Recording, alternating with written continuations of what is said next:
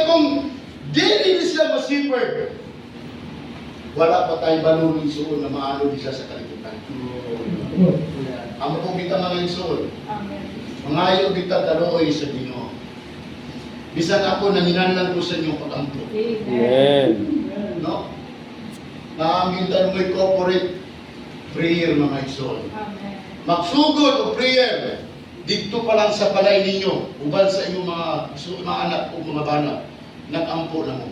Kung dili ka makaton o ampo sa inyong balay, di po kakabalo mo ampo sa iglesia mga isuon. Dili magamit sa Ginoo ang tao nga dili may nampon. Busa kung ang iglesia na puno sa pag-ampo, lisod at akihon ang iglesia na puno sa mga pag-ampo. Na naman, ang pag-ampo mo ay kural sa iglesia. Dili makahayag ang elektron kung walay pag-ampo sa iglesia na ngayon. Amen. Nagagad po na pag-ampo ang sa mga namuna. Kinala ang mamuna nakakitaan yung pala nauna. Kaya mo ni tanawon sa mga igsoon. Mga igsoon nga nung wadaw pantang, nga nung namulong ang igsoon na pandumi na. Kung saan kayo sa Salmo 119, 105, ang imong pulong mo ay suga sa akong mga tiim. Kung napandol ka ng isuna, ngit-ngit pa ka sa alkitran. Salmo 119, verse 11. Kung saan kayo nito, doon na din tayo tinipigan na pulong sa atong kasing-kasing. O na makakiman katungod kay yung si Pablo, magpaumol mo aning elemento sa Diyos. Dunay suba. Mga igsoon, salong kita mga igsoon. Salong kita sa pulong sa Ginoo. Amen. Pero tungahod. Kaya liso man ang musalong ka nga di ka mo tungah. No? Nagbuhos na pagtuwa. Pag-abot sa Domingo, baga-baga dyan, ang karayog, baga-baga dyan, hindi siga. Kung dasi ang igsoon, mutapad yung na nag-igsoon na. Nga naman, makurintihan ko. Pero kung ang tapad ako, ako enjoyment, ako po may enjoyment, kita dua, patay ta dua. Di ba? Basta nakita na ko na igsoon na nag-enjoyment, mo reflect ang iyang dagway na mura si Jehovah. No? Ang sitrong gingon na kahayag, kusog kinagpawin mga igsoon. Basta makaduol ka ni kag-igsoon, makatapad ka igsoon nga napuno sa enjoyment, mura kang magprintihan ng igsoon. Madasig ka kaapil. Pero imong katapad nga wala pa enjoyment, wala ni galag imal, wala gani Bible, ikaw mo mismo ay imal, kamundua na hindi mo katindog. Patay yung dua. Pero salamat sa Ginoo mga igsoon, maluwanan kita mga igsoon, mo enjoy kita. Amen. No? Nung dumi, kailangan mo basket mga igsoon, basket? Iitsa gani na sa dagat. Inig-asali mo, naapay madala ng tubig. Pero okay na lang kayo, basa-basa na mahihig. Amen! Pero napuno kag enjoyment sa pulong sa Ginoo mga igsoon kung naputos ka. Inumdumi mga igsoon nga pum. Wala mo pum? Inig-agto ni mo, inig-agto sa tubig. Inig-asa ni mo murag patak-patak. Pero inigpiga ni mo. Grabe, tubig niya na umul atong pum mga igsoon. Ingon ana ang kita mga igsoon, napuno o Kristo niya akong sulod. Amen. No? Kung mapuno ka Kristo mga igsoon, ngayon kita, yan ang mulugwa ang gugma mga igsoon. Yan ang gugma. Sa atong mga igsoon, no, di kita kabalo magmaritis. Kung nga ka igsoon, nakita na mag-ampo dyan ka mga igsoon. Mag-ampo kita ani nga buhatan. Ano man, ang Ginoo karon naglakaw sa matag kaisanan. Ang Ginoo karon nagsusi sa atong kasing-kasing mga igsoon. Mao na salamat na nga kalayo. Sunugon ang iyang tanang negatibo mga igsoon. Doon na isang po si Brother Lian nahimo na mong luhan nahimo na mong pananawon. Si Pablo gipakitan sa pagpanahon sa Damasco. Dahil ito nga pananawon, sama kita ni Pablo nga dunay pananawon sa iglesia mga igsoon. Kaya kung wala ka pananawon sa iglesia, mura kang tao resurrection. Kalabanan ako na i-gospel, dagan mga tao sa kalibutan karon pero wasa na sayo kung asa sa padulong. Kalabanan ako na isang nga mga isod. Pero salamat sa Ginoo. Nakiningin dapita, Brad Bison, mag-ampo jud ka. Mga muyo jud ka. Sa Juan 21, nag-ampo ang Ginoo. Pero sa iyang pagbalik ang iyang mga tinunan na nagulog. No? Dini ba? Doon natin mga kabalata. Doon natin kahandog. Nga naman, nakulangan ta sa pulong sa Ginoo. Amen. Dili kita masama ni Pedro. Ay hawa sa nakasampit sa Ginoo. Iyon ang Ginoo, come! Nilakaw siya sa ibabaw sa tubig. Pero sa iyang tanap, kung ikaw nakaka sa presensya ng Diyos o nakaka sa kahayag sa Diyos, alam mo kinsay natawag. Dili si John ang natawag. Kundi ang Diyos ko'y natawag ni Pedro. Antong igayuna, ay na nitawag si Pablo nga naunod na siya. Pedro. Ay si Pedro. Mga karon ayatin. Ipasinati at rin kita kung linom mga ison. Naiuban na ito sa mutanon, grabe si Satanas. Gipadaan dinilino si Satanas ka, nagpadala ko mga ison. Dahil ipakita kita sa Ginoo. Na wala na tayo gibuhat na din sa disyanan. No? Hindi mapwede nga si Jesus sunuhon niya ang buhat. Amen. No? Amen. Pero bulahan ito nakakita ng buhat sa payuri sa Ginoo mga ison. Bulahan ito nakatibaya yung anang buhat sa Ginoo. Pay the price. Pay the price. Amen. Bubayad yung nagbili ng Aiswa. Amen. Daghan ka nag-inkwentro. Siya dihang ipadalaan sa Ginoo, kahintang o kasakit, bugula sa iyang baba, Lord, kung ayuhon ko ni mo Ginoo, kung paulian ko ni mo, magtininuod ko diha sa gisyanong kinabuhi.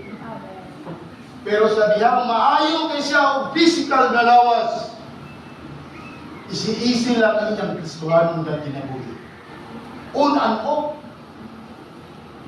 Revelation 21:23, ang kordero, maunang kordero ha, sa puno may dinibi.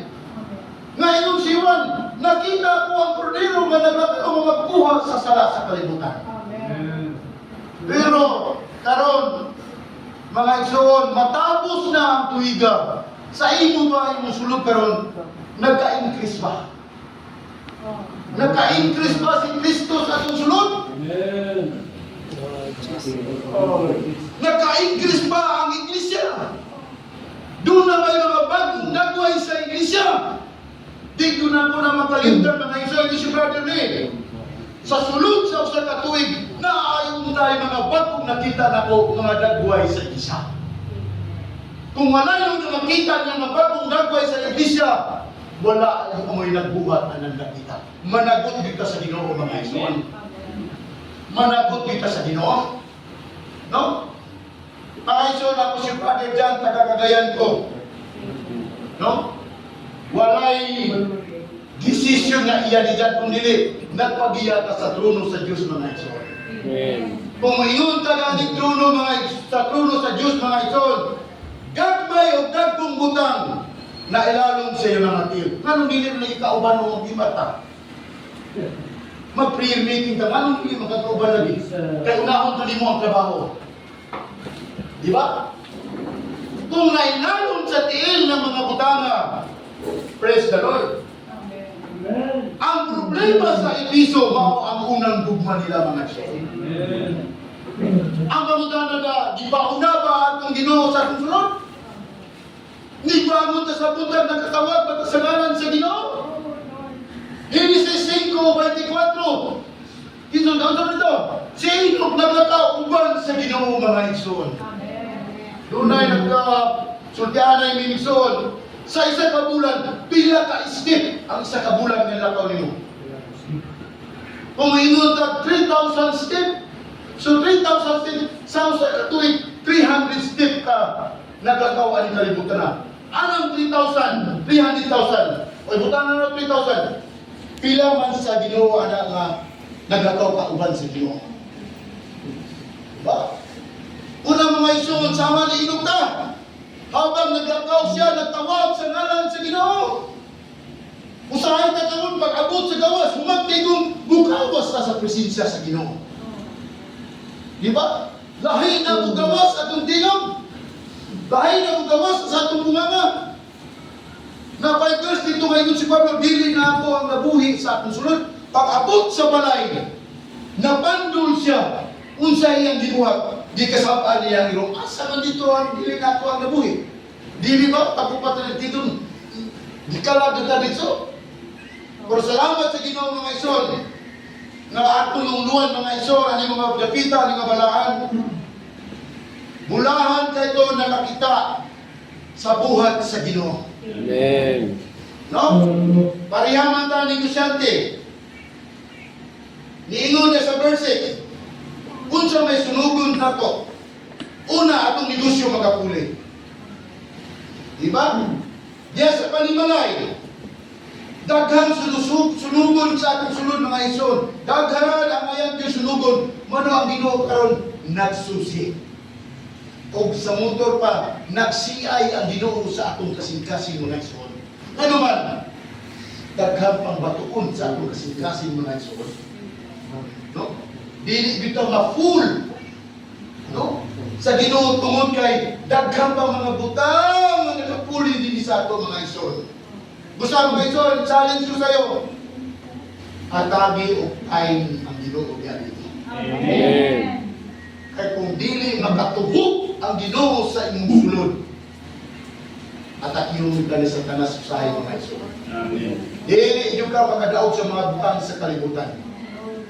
Diba? Ang Colgate, bisa kung wala na isulod ang Colgate, bisa kung sao ni mo piga, wa na di mo gawas na naman.